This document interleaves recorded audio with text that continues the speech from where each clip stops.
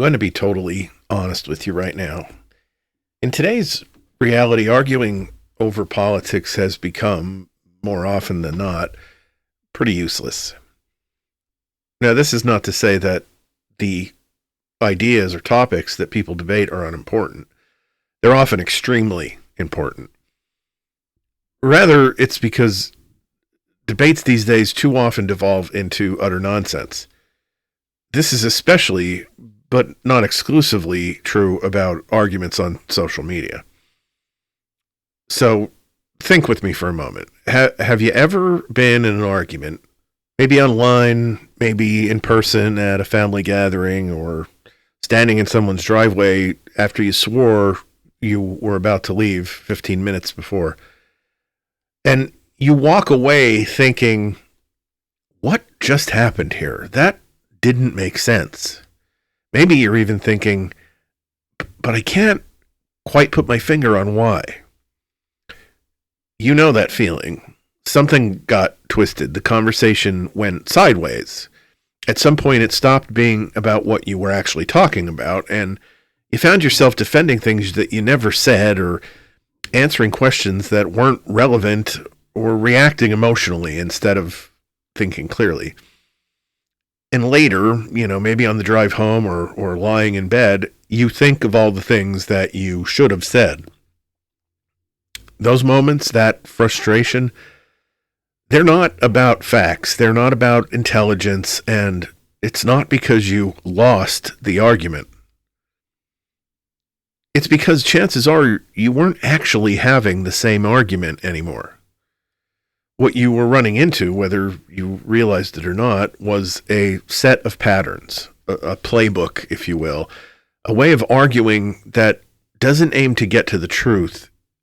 It aims to win or confuse or deflect and ultimately overwhelm.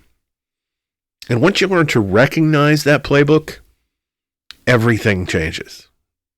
Because when you can name what's happening, you can stop chasing it.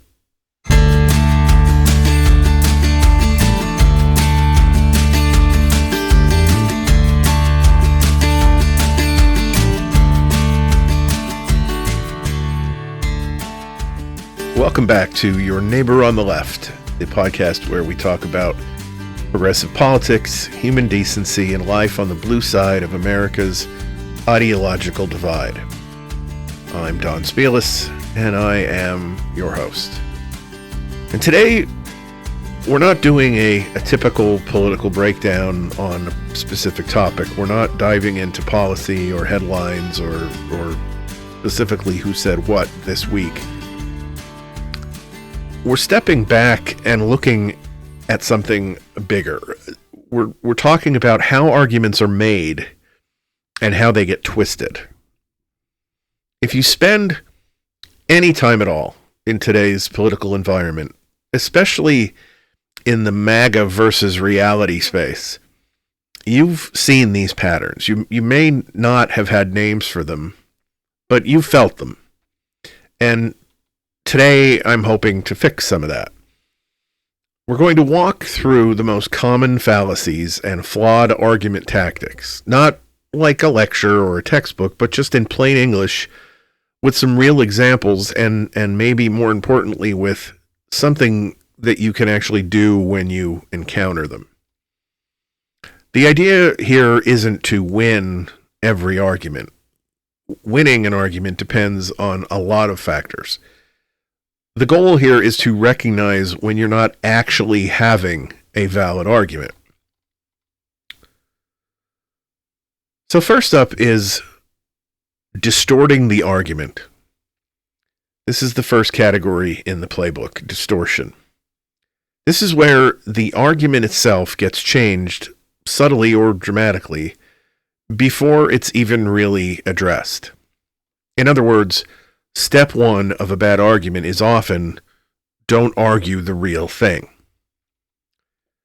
Now, the first type I want to talk about as far as distortion is something called the straw man argument. A straw man is when someone takes your argument, reshapes it into something weaker or more extreme, and then attacks that version instead of yours. For example, let's say that you're talking and you say, we need to look at ways to reduce gun violence. A straw man response to that would be something like, oh, so you want to take away everyone's guns and leave people defenseless. That's not what you said. That's a rewritten version of your position, and one that's much easier to attack. Here's another simple example. You say, we should invest more in renewable energy.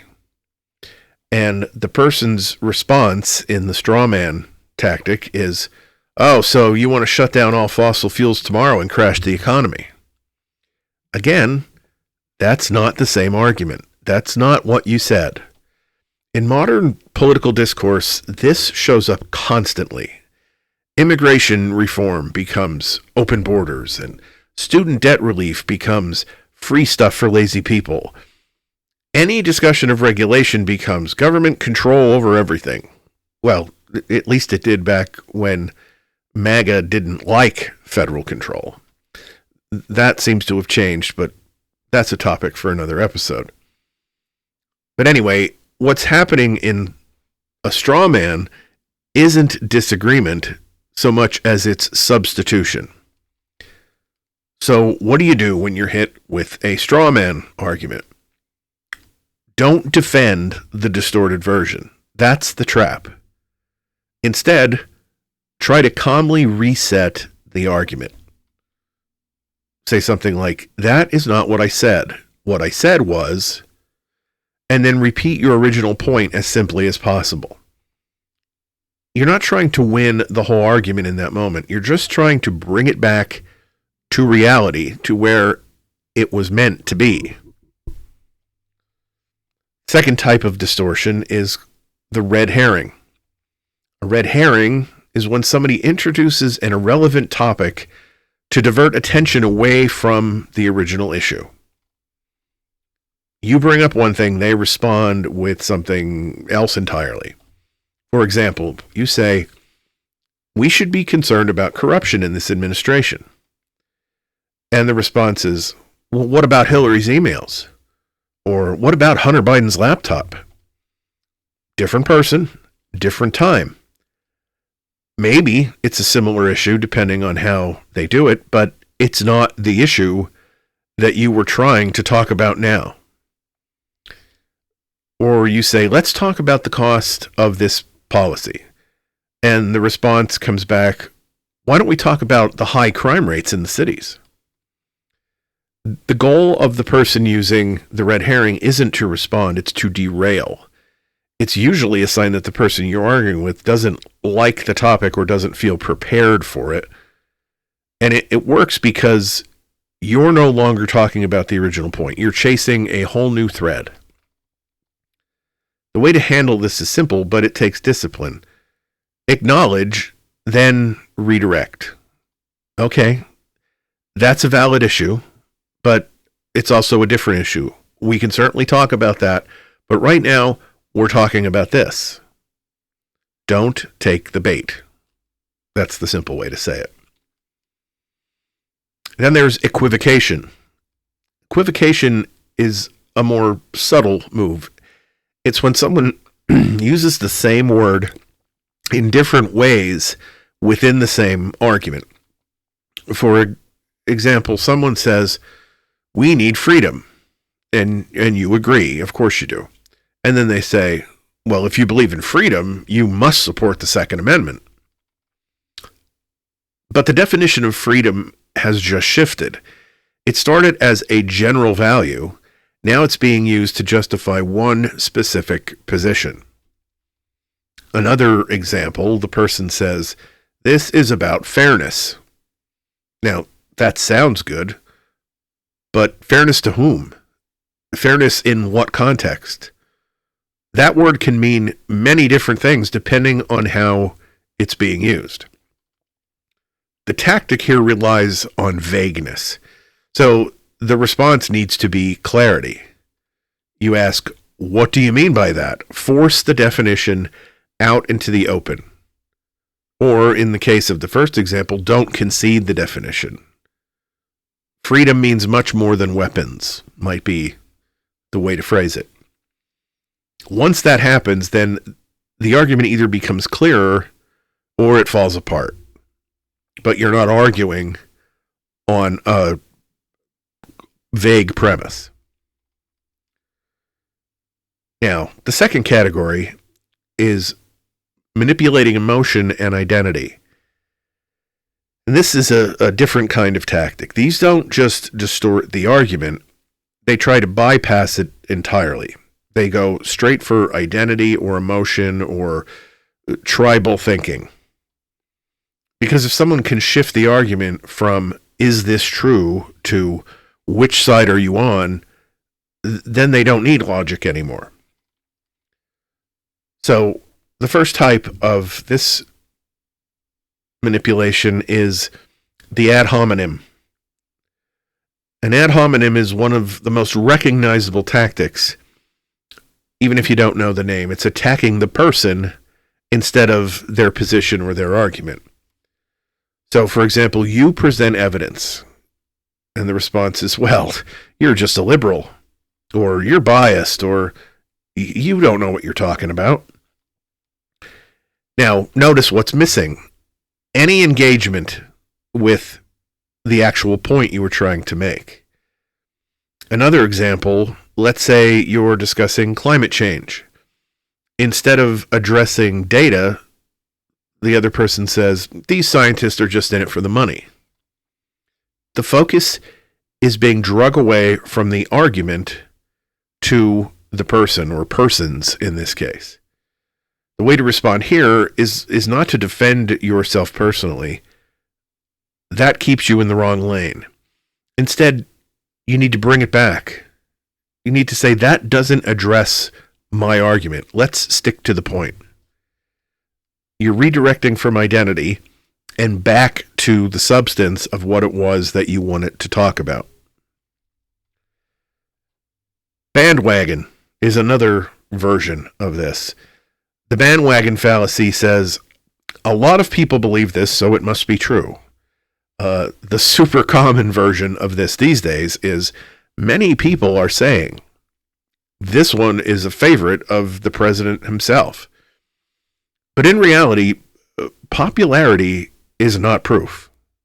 As George Carlin once said, think of how stupid the average person is, and then realize that half of them are stupider than that.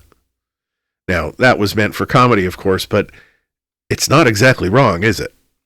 At different points in history, large numbers of people, in many instances, believe things that were totally wrong.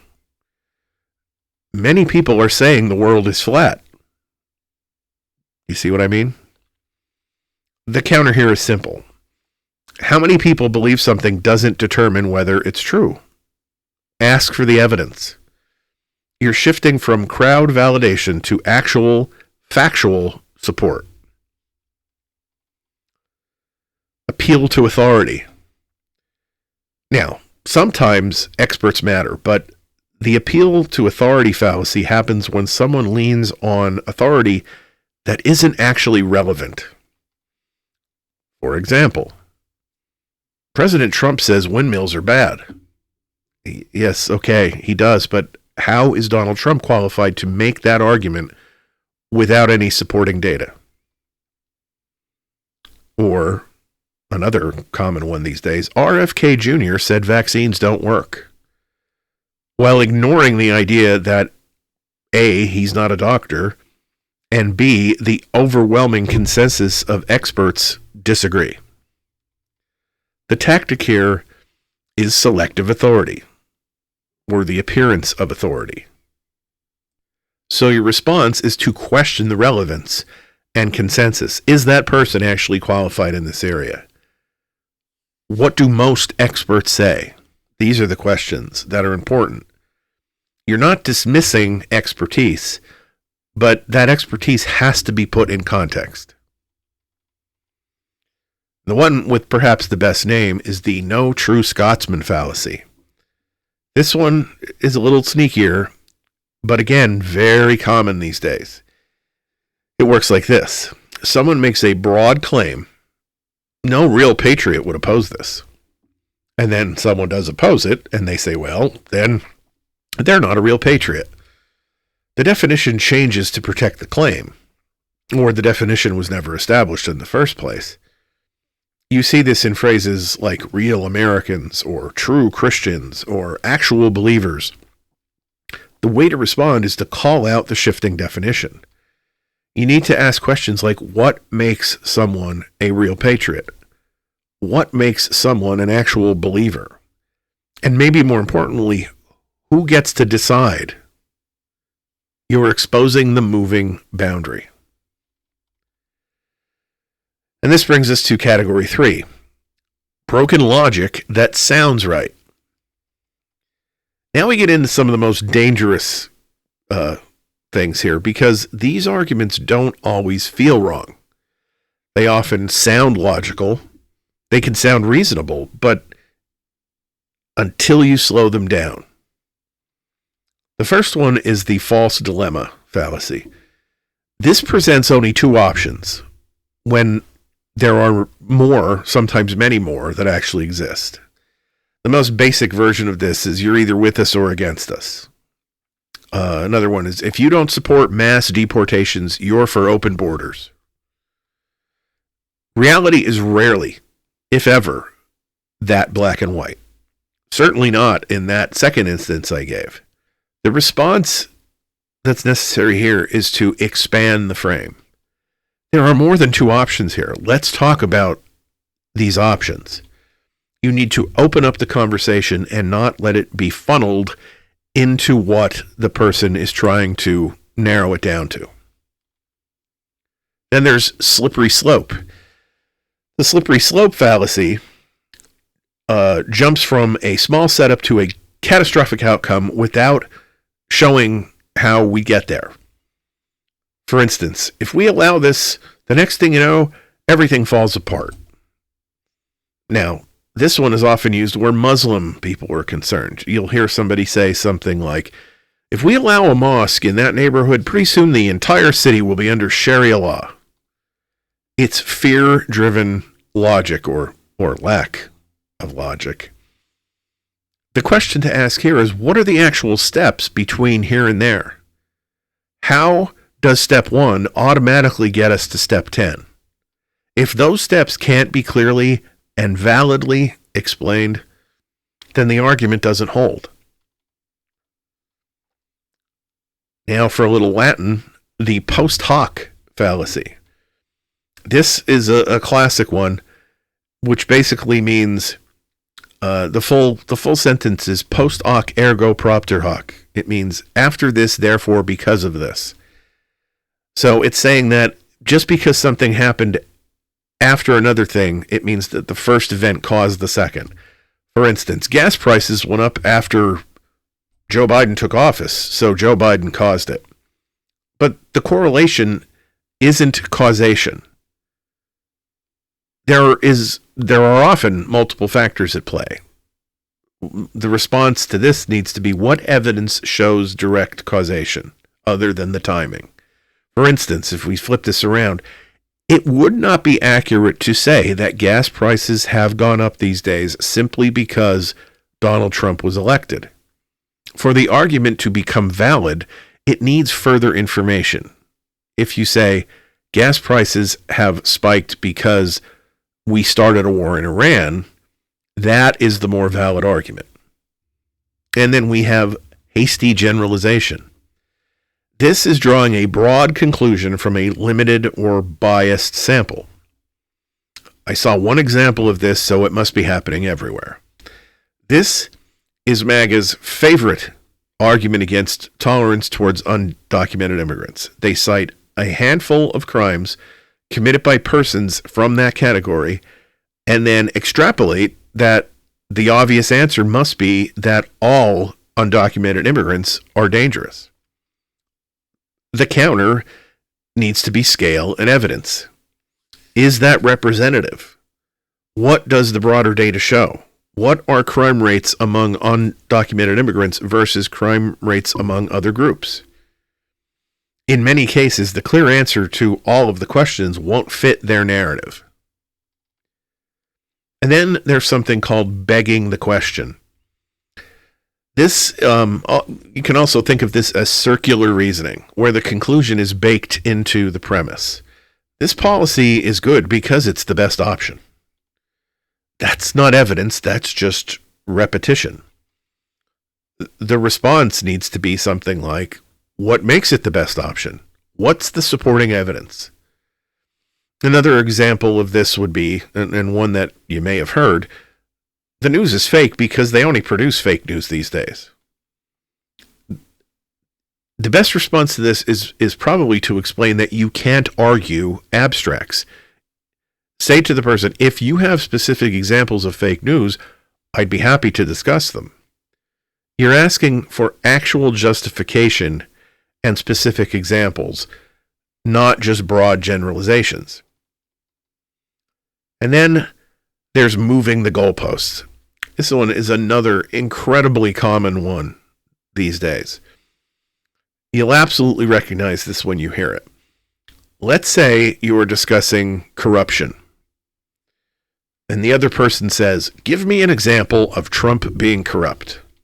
So you respond with information about all the money his organization has made from shady crypto sales since he was inaugurated the second time. And the other person comes back with, no, give me an example of how he's profited from our tax dollars. So you talk about all the taxpayer money that has gone to Mar-a-Lago for renovations and the excessive golf outings. At which point then the person says, not his properties, the man himself. You provide evidence, it gets dismissed. You provide still more, and it's still not enough. The goalpost keeps moving. At some point, the standard itself keeps changing. The way to respond is to lock the standard in place. Stop the progression and say, what would you count as sufficient evidence? But be prepared, because in many cases, the actual answer to that question may be that there is nothing that would be enough. If the answer keeps shifting, that tells you everything you need to know. So that's a pretty decent list. It's not everyone. There are many out there, but these are the most common argument fallacies. They're pretty simple, but they're powerful. If you're going to argue reality, you want the argument to stay in reality. Today, we went through and learned to recognize many of the patterns that rob us of that grounding. Because once you see these tactics, and once you can name them, then you can stop chasing them. You stop getting pulled into debates that were never really legitimate debates to begin with. And the next time you feel that moment, that something's off here feeling, you won't just feel it, you'll know exactly what it is. And maybe more importantly, you'll know what to do next. Because the goal, as I said, isn't to win every argument. It's to recognize when you're not being permitted to have a genuine one. All right, everyone. Thank you so much for taking the time to download and listen to this episode of Your Neighbor on the Left. I would love to hear from you. Have you had experience with these types of argument fallacies? What have you done to try and get, back on track? More broadly, what do you think of the podcast? Do you have critiques? Do you have compliments? Do you have questions? Do you have suggestions for things that could be topics on the podcast? Please go to the website. It's www.neighborontheleft.com. Go to the contacts page. You'll find all of the links for the social media pages for the podcast, as well as the email address you can use to reach out and let me know what you're thinking. Also on the website is a episodes page where there's a web player where you can stream or download any episode of the podcast going all the way back to the beginning. And there is a blog feature where I post topics that mirror the things I talk about on the podcast. And maybe most importantly, I put all the sources that I use for these subjects so you can see where I'm getting my information from. I will be back on Friday with another supplemental episode of Back Porch Files. So between now and then, stay engaged, stay kind, and have the kind of week you'd wish for others.